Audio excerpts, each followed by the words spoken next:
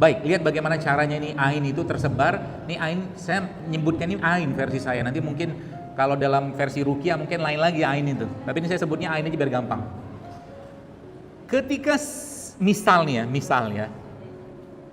tanpa ini dengan catatan tanpa paham agama. Lihat, suami misalkan dia orang yang sangat pintar, sangat kaya, dari keluarga berada, nikah dengan seorang istri atau seorang wanita dari kalangan biasa, ya. Dia menikah karena apa? Ya mungkin bisa cinta, karena dijodohin, nggak tahu lah.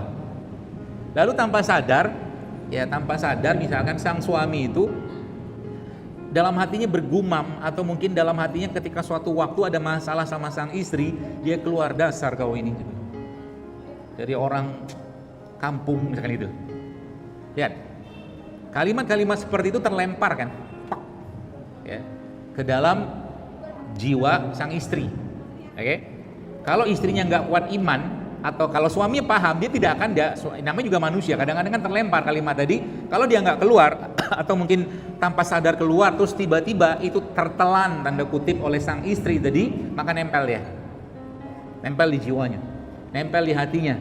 Nempel itu bukan sekedar nempel, ya, akan rusak jiwanya, hatinya, yang nanti pada akhirnya itu nanti raganya yang akan menjadi korban, tubuhnya yang akan menjadi korban. Paham?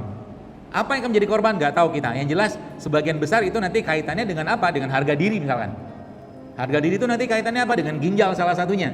Tiba-tiba orang ini kena diabetes. Tiba-tiba si ibu tadi misalkan, karena terus dilemparkan kalimat seperti itu karena suami tidak paham misalkan, maka itu akan terlempar dalam dan akan direkam oleh tubuhnya. Ini jadi masalah. Makanya hati-hati dengan kalimat gitu loh. Ya, entah itu bisa jantung, bisa. Jantung bisa, ginjal bisa, paru bisa, apa aja bisa. Ya, karena sebenarnya kita tahu bahwa tubuh kita ini kan sebenarnya, sekarang raga kita ini kan cuma tentara. Panglimanya kan di sini, di hati. Kalau hatinya terus-menerus diserang dan tanpa benteng, yang terjadi apa? Hati itu akan membekas. Makanya sering saya bilang, ya, atau beberapa kajian belakang saya ini saya katakan, kalau bisa hati kita itu dibikin lentur.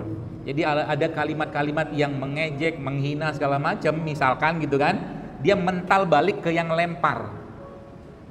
Ya, caranya gimana? Ya dekat-dekat dengan Allah, dekat-dekat dengan agama, dekat-dekat dengan Quran, dekat dengan majelis ilmu. Artinya lama-lama hatinya itu akan lentur.